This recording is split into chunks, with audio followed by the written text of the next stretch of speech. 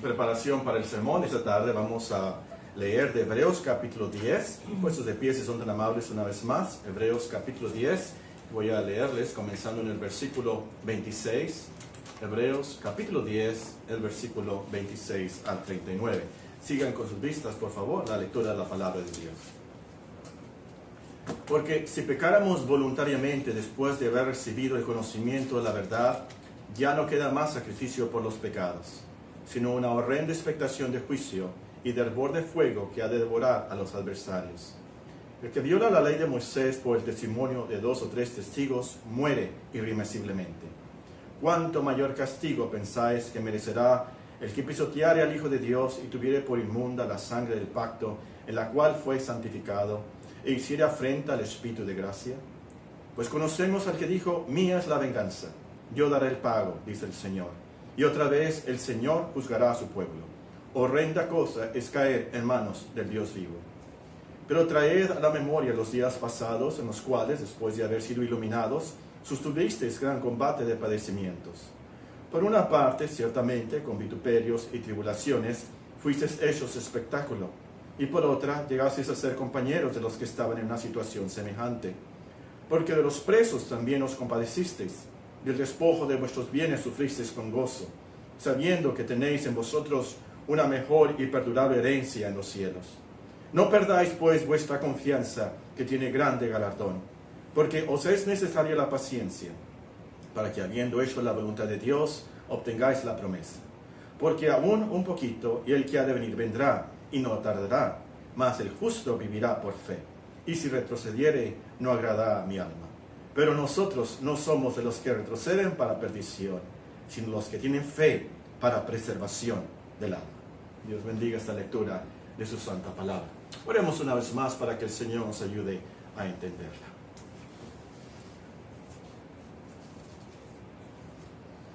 Padre Santísimo, te damos gracias que podemos una vez más estudiar tu palabra. Y Señor, te pedimos que tú nos ayudes, manda tu Santo Espíritu. No podemos entenderla a menos que tu Espíritu nos ilumine. Sabemos, Señor, de nuestra debilidad y de las distracciones que hay. Te pedimos, Señor, que nos ayudes a concentrarnos en lo que es la predicación de tu palabra. Esta tarde, Señor, te pedimos con mi iglesia que nos avives, que aprovechemos este tiempo. Danos discernimiento, Señor, en los tiempos en que estamos. Acuérdate de nosotros, acuérdate de la Iglesia Bíblica Monte Orer, acuérdate de las iglesias hermanas en otras partes del mundo, nuestros hermanos en Chihuahua, en Nogales, en Sinaloa, en Los Mochis. Te pedimos por nuestros hermanos en Veracruz, nuestros hermanos en México. Bendice a la iglesia en Monterrey. Te pedimos por nuestros hermanos en Ensenada. Señor, estas iglesias hermanas, te pedimos que los ayudes en sus sufrimientos, sus ansiedades en estos tiempos. Te pedimos, si hay hermanos que están enfermos, si tienen familiares, oh Señor, te pedimos que tú en tu gracia, en tu favor, les des paciencia, la fortaleza que ellos necesitan. Pero sobre todo, Señor, que tu reino se extienda en estos días. Sabemos que para ti no hay nada imposible. Usa esta providencia, Señor, para tu gloria. Te pido ahora, Señor, que si hablo, que hable conforme a la palabra de Dios, y si ministro, que ministre conforme al poder que Dios da, para que en todo sea Dios glorificado por Jesucristo, a quien pertenecen la gloria y el imperio por los siglos de los siglos. Amén. Sentémonos, hermanos, y vamos a buscar 1 Pedro capítulo 1, el pasaje que estamos estudiando. Estamos estudiando la epístola del apóstol Pedro y estamos en el capítulo 1 y ya llegamos al versículo 9. Creo que uno de los problemas de los adjetivos, especialmente en nuestro tiempo, es que fácilmente pueden perder su sabor, su connotación, su poder, su fuerza. Por ejemplo, usamos el adjetivo fatal. No sé si ustedes a lo mejor conozcan a una persona que usa mucho ese adjetivo, fatal. Y a veces puede ser usado tanto y aún en cosas triviales que ha perdido su connotación. Fatal es algo grave, algo muy malo, algo trágico. Entonces, ya perdió esa palabra, esa connotación realmente. Y eso es lo que pensé al titular este sermón: qué maravillosa es nuestra salvación. Como que la palabra maravillosa ya perdió su sabor y no le hace justicia a la excelencia, lo asombroso, la extraordinaria que es nuestra salvación. pero tenemos que usar las palabras que tenemos hoy en día. En el cielo, por supuesto, vamos a tener más vocabulario, más entendimiento para poder describir lo que realmente es la maravilla, la excelencia, la asombrosa, lo increíble que es nuestra salvación. La de 1 Pedro 1, el versículo 9 al versículo 12, estamos estudiando estos versículos tomando en cuenta las razones por las cuales nuestra salvación es maravillosa. Las razones por las cuales nuestra salvación es maravillosa. Esta mañana aprendimos, en primer lugar, nuestra salvación es maravillosa porque es la salvación de nuestras almas. Nos dice el versículo 9, obteniendo el fin de vuestra fe, que es la salvación de vuestras almas. En segundo lugar, aprendimos de este versículo que es maravillosa porque es por fe en Cristo. Es por fe en Cristo. En tercer lugar, porque es la salvación del mundo. El siguiente versículo leemos, el versículo 9, obteniendo el fin de vuestra fe, que es la salvación de vuestras almas. Es un plural, el apóstol escribe a la mayoría judíos, ciertamente, pero también gentiles. Y es la salvación entonces de todo un mundo, no tan solamente los judíos, pero de todo el mundo, como dice en 1 Juan. Cristo es la propiciación de nuestros pecados, pero no tan solamente de los judíos, pero Él es la propiciación de los pecados de todo el mundo. O como dijo Juan el Bautista, ¿verdad? Cristo es el Cordero de Dios que quita el pecado del mundo. En cuarto lugar, nuestra salvación es maravillosa porque Dios nos destinó su gracia de salvación antes de la fundación del mundo. Desde antes de la fundación del mundo, Dios ya había destinado esta gracia, ese Cordero, ¿verdad?, de Dios que quita el pecado del mundo, como nos dice en el versículo 19 y en el versículo 20 el apóstol aquí. En quinto lugar, la salvación es maravillosa porque es una salvación por pura gracia, algo inmerecido, totalmente inmerecido. De hecho, merecíamos lo contrario, merecíamos el castigo de Dios, pero Él por su gracia nos salvó. En sexto lugar, vimos que la salvación es maravillosa porque Dios la reveló a sus profetas para que la fueran preanunciando, por así decirlo, profetizando, como nos dice el siguiente versículo, el versículo 10. Los profetas que profetizaron de la gracia destinada a vosotros inquirieron y diligentemente indagaron acerca de esta salvación. Y aprendimos también que la salvación es maravillosa porque la persona que Dios usó para salvarnos no es nadie menos que su Hijo, nuestro Señor Jesucristo, Dios hombre. En octavo lugar, porque se logró por los sufrimientos de Cristo y las glorias que vendrían tras ellos. Nos dice en versículo 11 que esos profetas escudriñaban qué persona y qué tiempo indicaba el Espíritu de Cristo que estaba en ellos, el cual anunciaba de antemano los sufrimientos de Cristo y las glorias que vendrían tras ellos. Pero aquí nos quedamos en nuestro estudio. En el versículo 12 aprendemos las últimas razones por las cuales nuestra salvación es maravillosa. Versículo 12 nos dice, 1 Pedro 1:12, a estos, es decir, a esos profetas, se les reveló que no para sí mismos, sino para nosotros, administraban las cosas que ahora os son anunciadas por los que os han predicado el Evangelio por el Espíritu Santo enviado del cielo, cosas en las cuales anhelan mirar los ángeles. Entonces, en noveno lugar podemos apuntar, nuestra salvación es maravillosa porque los profetas administraron las cosas de nuestra salvación para nosotros que vivimos en los últimos tiempos. Los profetas administraron las cosas de nuestra salvación para nosotros que vivimos en los últimos tiempos. A estos se les reveló que no para sí mismos, sino para nosotros, administraban las cosas que ahora os son anunciadas por los que han predicado el Evangelio. Ya aprendimos algo de esto en el versículo 10. Desde tiempos antiguos, los profetas recibieron la revelación del Evangelio sobre la salvación. Eso en sí hace que nuestra salvación sea maravillosa, por supuesto. Pero el punto aquí es, todas esas revelaciones, todas esas profecías fueron para nosotros, que vivimos en los últimos días.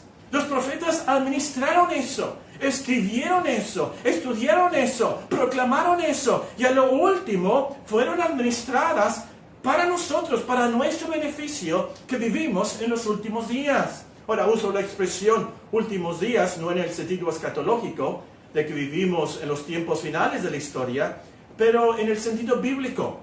Los últimos días se refieren a los días del Nuevo Testamento. Desde que nació nuestro Señor Jesucristo para acá, por así decirlo, son los últimos días. Aquí pueden apuntar, por ejemplo, Hechos 2 y el versículo 17, donde el mismo apóstol Pedro está predicando y defendiendo a los cristianos. En el tiempo de Pentecostés les explica ahí al pueblo que los cristianos no estaban tomados, no estaban borrachos, pero que se estaban cumpliendo las profecías de Joel para esos últimos días, o como dice nuestra versión, los postreros días. El propio apóstol, el mismo apóstol aquí en el capítulo 1, vean lo que dice en el versículo 18, es en este sentido que lo digo. 1 Pedro 1:18, sabiendo que fuiste rescatados de vuestra vana manera de vivir, la cual recibisteis de vuestros padres, no con cosas corruptibles como oro o plata, sino con la sangre preciosa de Cristo, como de un cordero sin mancha y sin contaminación, ya destinado desde antes de la fundación del mundo, pero manifestado en los postreros tiempos por amor de vosotros, y mediante el cual creéis en Dios, que ha resucitado de los muertos, quien le resucitó de los muertos y le ha dado gloria, para que vuestra fe y esperanza sean en Dios.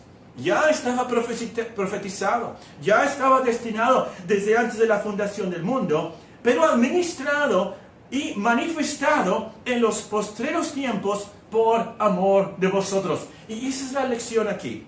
La salvación es maravillosa porque ha sido manifestada en estos días por amor a nosotros. O fue administrada en los tiempos antiguos, pero se ha revelado ahora y la tenemos ahora por amor a nosotros. Y no que nosotros seamos los mejores de la humanidad o los mejores de la civilización, que nosotros seamos mejores que los del Antiguo Testamento. No que haya Dios esperado a que nosotros como hombres fuéramos más inteligentes, con más conocimiento, más capaces. No. Todo lo contrario. Nosotros estamos peor. Nosotros somos más pecadores. Es cierto, tenemos más tecnología. Es cierto. Pero ahora somos más rebeldes. Somos más inmorales, más incrédulos, más antidios. ¿Sí o no? Ve los periódicos. Ve tu conciencia, ve la sociedad. Esto es cierto, no somos los mejores, somos peores. Bueno, el punto es positivo. Dios en su gracia hizo que los profetas administraran las cosas de nuestra salvación para este tiempo, para nosotros, por amor a nosotros. Entonces, el paréntesis práctico aquí es que debemos de pensar, que debemos de estar muy agradecidos y que debemos aceptar ya esta salvación tan maravillosa que fue destinada desde la fundación, desde antes de la fundación del mundo, y administrada y manifestada en los posteriores tiempos por amor a nosotros. Menospreciar esta salvación, no aceptarla y rechazarla, es, por así decirlo, pisotear la sangre de esos profetas que fueron martirizados por administrarla por nosotros. Y por supuesto lo peor es pisotear la sangre del profeta de profetas. Es pisotear la sangre del Cordero de Dios. Esta salvación es súper maravillosa. Fue administrada, destinada para nosotros. Especialmente para nosotros. Qué maravilloso. Otra razón que nos enseña este versículo es que nuestra salvación es maravillosa, porque es anunciada en la predicación del Evangelio. A esto se les reveló, 1 Pedro 1:2. A esto se les reveló que no para sí mismos, sino para nosotros, administraban las cosas que ahora os son anunciadas por los que os han predicado el Evangelio, por el Espíritu Santo enviado del cielo. Dios, en su misericordia y su sabiduría, planeó que fuéramos salvos, por así decirlo, por lo más fácil, por la fe, al escuchar la predicación del Evangelio.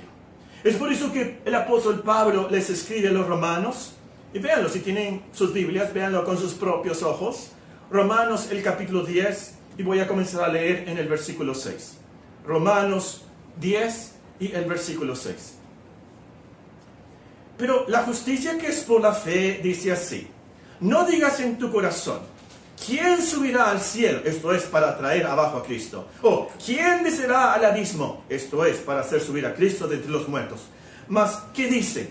Cerca de ti está la palabra, en tu boca, en tu corazón. Esta es la palabra de fe que predicamos, que si confesares con tu boca que Jesús es el Señor, y creyeres en tu corazón que Dios le levantó de los muertos, serás salvo. Porque con el corazón se cree para justicia, pero con la boca se confiesa para salvación. Pues la Escritura dice: todo aquel que en él creyere no será avergonzado. Porque no hay diferencia entre judío y griego, pues el mismo que es Señor de todos es rico para con todos los que le invocan. Porque todo aquel que invocare el nombre del Señor será salvo. ¿Cómo pues invocarán a aquel en el cual no han creído? ¿Y cómo creerán en aquel de quien no han oído? ¿Y cómo irán sin haber quien les predique? ¿Y cómo predicarán si no fueren enviados? Como es escrito: cuán hermosos son los pies de los que anuncian la paz, de los que anuncian buenas nuevas. Mas no todos obedecieron al Evangelio. Pues Isaías dice: Señor, ¿quién ha creído a nuestro anuncio? Así que la fe es por el oír, y el oír por la palabra de Dios. Para ser salvos, el apóstol dice, no se nos pide que subamos al cielo para traer a Cristo. El apóstol dice, para ser salvos no se nos pide que bajemos al lugar de los muertos para resucitar a Cristo. Cosas imposibles, por supuesto. Lo que se nos pide es creer en nuestro corazón la predicación del Evangelio. Y es por eso que la predicación es tan importante en la cristiandad. Es súper esencial. Sin predicación no hay salvación. Lo repito, sin predicación no hay salvación. Si quieren textos prueba, pueden escribir ahí los versículos de Romanos 10. O pueden escribir también Tito capítulo 1, del versículo 1 al versículo 3. Pero les leo los textos clásicos sobre esto en 1 Corintios, el capítulo 1 y el versículo 17. 1 Corintios, el capítulo 1 y el versículo 17. Un texto que no les gusta mucho a los bautistas. 1 Corintios 1, 17.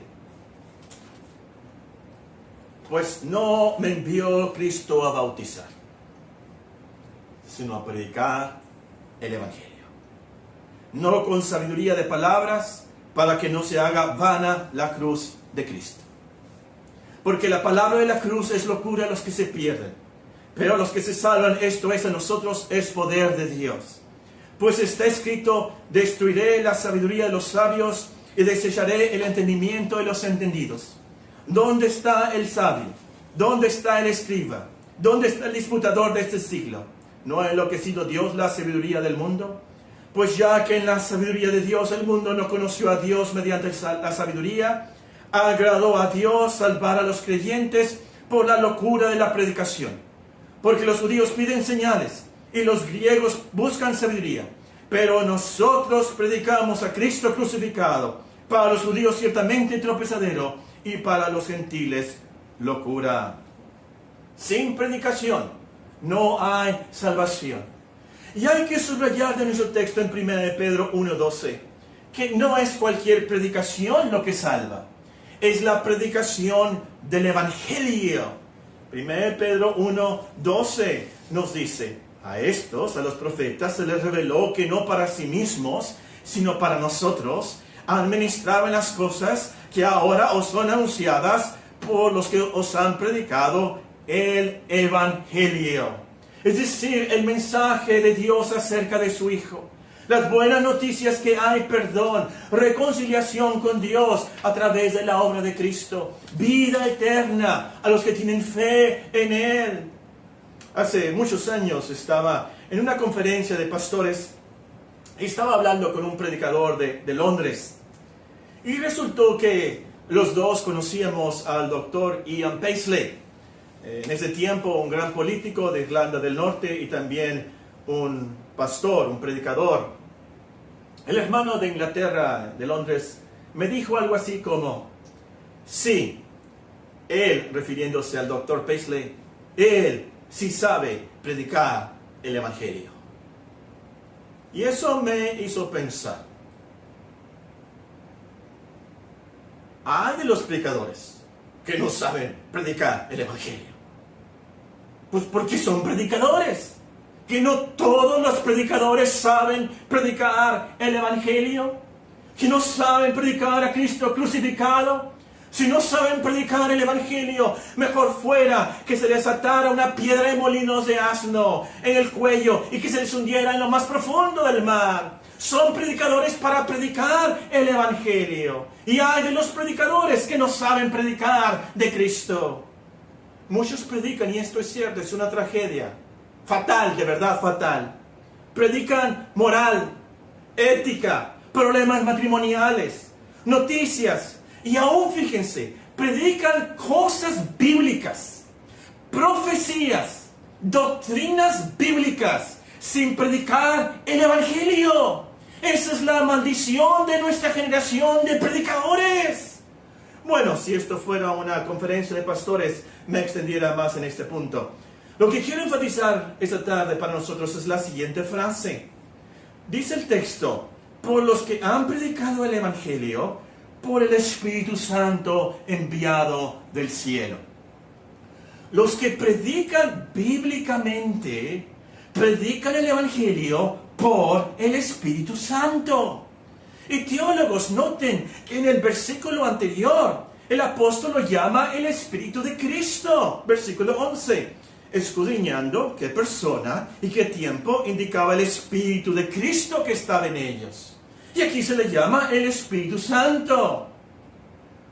El punto es, los que predican lo hacen por el Espíritu Santo. Esto no quiere decir, por supuesto, que los predicadores son como muñecos de ventrílocos. No sé si así es la palabra técnica, ¿verdad? ¿Saben de qué están hablando? Esos títeres, esos muñecos que la persona está hablando y nada más mueve el muñeco, los labios, la boca del muñeco. No es así, por supuesto. Pero quiere decir que el Espíritu Santo los ilumina, el Espíritu Santo les recuerda las enseñanzas de Cristo. El Espíritu Santo les da poder al predicar la palabra. Es por eso que el apóstol Pablo dice, por ejemplo, véanlo con sus propios ojos, porque luego voy a hacer una aplicación que quiero que llegue a sus corazones de estos versículos. 1 Tesalonicenses, nos dice el apóstol Pablo, en el capítulo 1 y el versículo 5. 1 Tesalonicenses, capítulo 1 y el versículo 5. Voy a comenzar a leer el versículo 4. 1 Tesalonicenses 1:4. Porque conocemos, hermanos amados de Dios, vuestra elección, pues nuestro evangelio no llegó a vosotros en palabras solamente, sino también en poder, en el Espíritu Santo y en plena certidumbre, como bien sabéis cuáles fuimos entre vosotros por amor de vosotros. Y luego ven lo que dice el capítulo 2 y el versículo 13. Por lo cual, 1 Tesalonicenses 2:13. Por lo cual también nosotros, sin cesar, damos gracias a Dios, de que cuando recibisteis la palabra de Dios que oísteis de nosotros, la recibisteis no como palabra de hombres, sino según es en verdad la palabra de Dios, la cual actúa en vosotros los creyentes. Sin la ayuda del Espíritu Santo, no vale la pena predicar. Como dice en 1 Corintios 13 acerca del amor cristiano, sin el Espíritu Santo, al predicar, entonces vengo a ser como metal que resuena y címbalo que retiñe. Tenemos que tener al Espíritu Santo. Una vez más, si esto fuera una conferencia de pastores, estuviera gritando a toda voz de este tema. Pero esta no es una conferencia de pastores y la hermana Julia está aquí y ella no me deja gritar. Pero el paréntesis práctico es para todos nosotros. Número 1. Oremos para que los predicadores sean llenos del Espíritu Santo. Oremos para que los predicadores sean llenos del Espíritu Santo. Les conviene a ellos y nos conviene a nosotros. Porque esto es lo que nos salva. Esto es lo que nos transforma.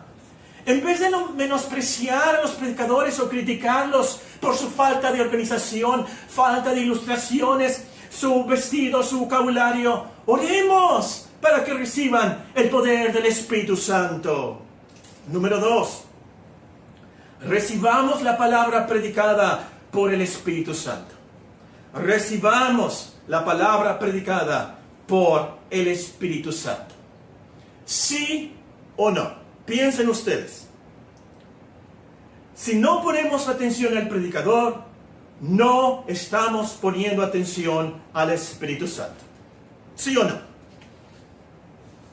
Si lo que dice nuestro texto y los versículos que hemos leído, entonces el que no pone atención al predicador, el que no obedece a lo predicado, desecha, afrenta al Espíritu Santo, como diría el autor de Hebreos. Y como diría el autor de Hebreos también, pisotea la obra del Espíritu Santo. Y esto, hermanos, es muy, pero muy grave. A lo mejor usted dice, es que el hermano no sabe predicar. Es muy enfadoso, muy lento. No está predicando por el Espíritu Santo el hermano. Bueno, entonces no lo dejen predicar. O rueguen por él, para que sepa predicar por el Espíritu Santo. Y también hay que tomar en cuenta que no sabemos a quién puede usar el Espíritu Santo, que es soberano. El Espíritu Santo usó al rey Saúl, necio y rebelde, para profetizar, para predicar. Y siempre me he preguntado, ¿qué ha de haber profetizado Saúl? Pero el Espíritu Santo lo usó al rey Saúl, necio. Ustedes conocen su historia, apóstata. Ustedes no saben quién el Espíritu Santo puede usar para predicar. Él usó a una burra, una asna, para predicar a un profeta. Si Dios usó una asna a una burra, Él puede usar a cualquier hombre.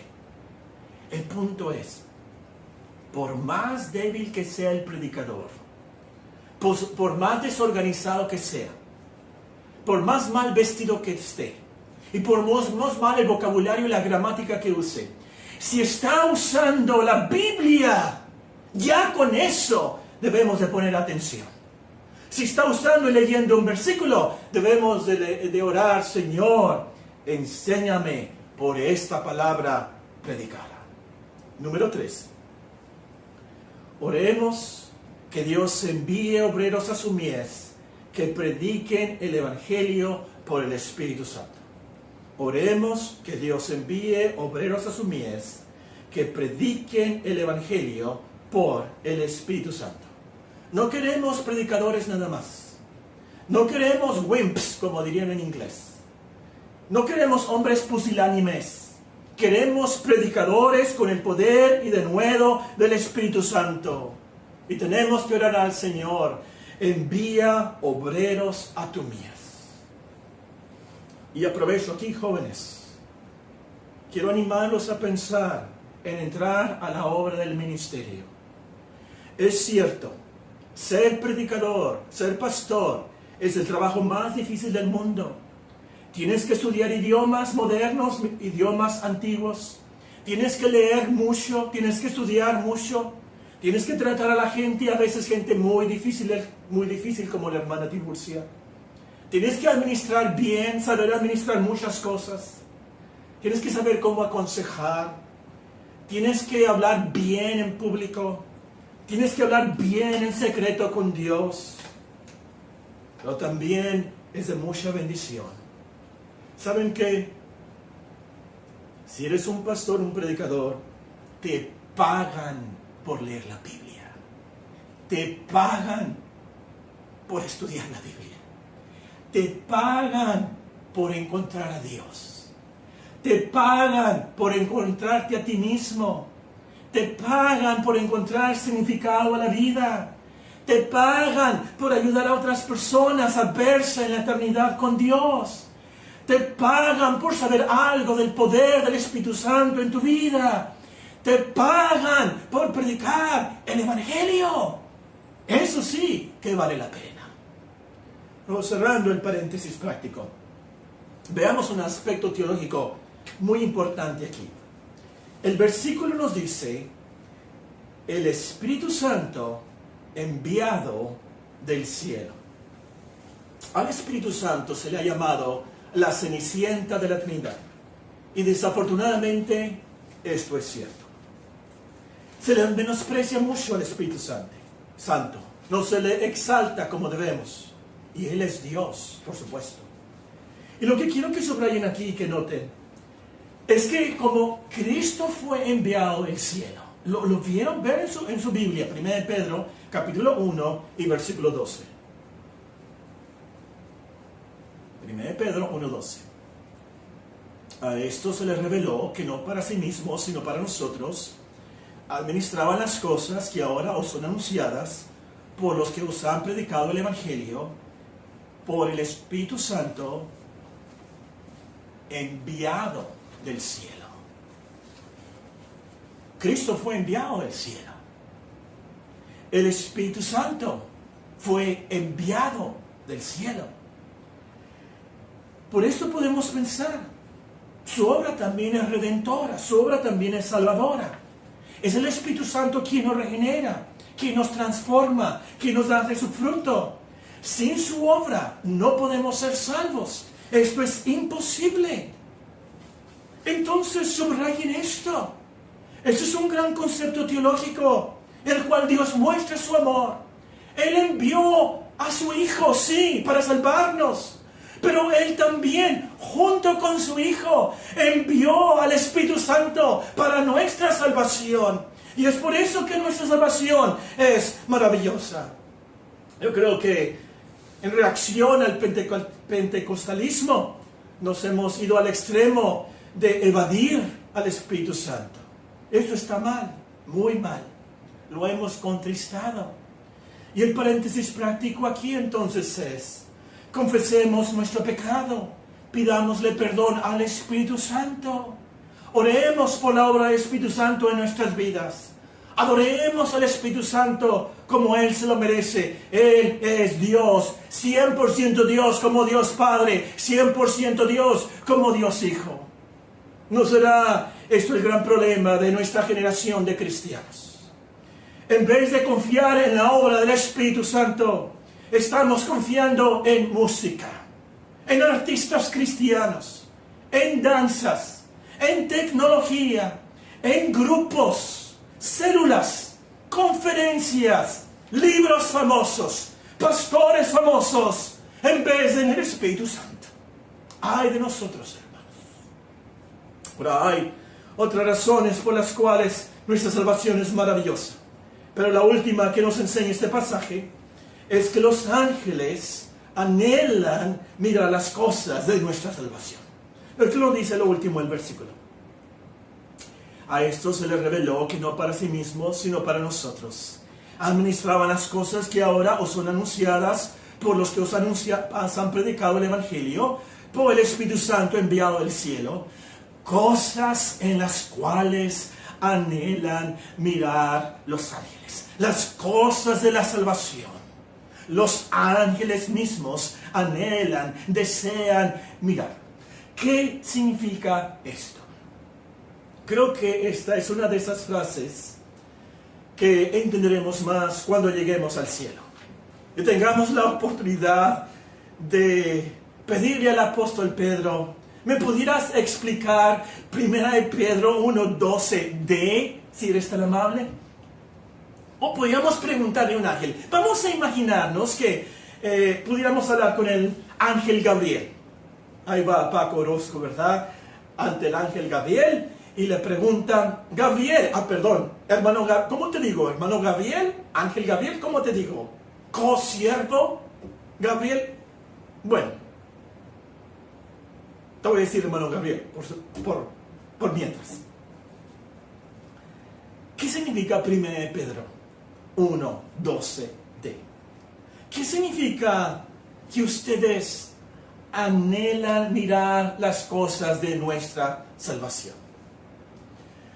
Nos podemos imaginar al ángel Gabriel contestándonos brevemente, y vamos a enlistar algunas de esas posibles respuestas del ángel Gabriel. Él me diría: número 1, hermano Paco. Bueno, no va a decir número 1, pero yo estoy diciendo número 1 para que puedan enlistarlas ustedes. Hermano Paco, ¿cómo puedes leer en Hebreos capítulo 2? Los ángeles no tenemos la gran bendición de tener un Salvador como los hombres. Cristo se hizo hombre Él no se hizo ángel y murió por nosotros. Entonces, es por eso que nosotros como ángeles anhelamos mirar las cosas de la salvación de los hombres. Pero número 2, Paco, como puedes leer en Hebreos capítulo 1, los ángeles somos sirvientes de los que serán herederos de la salvación.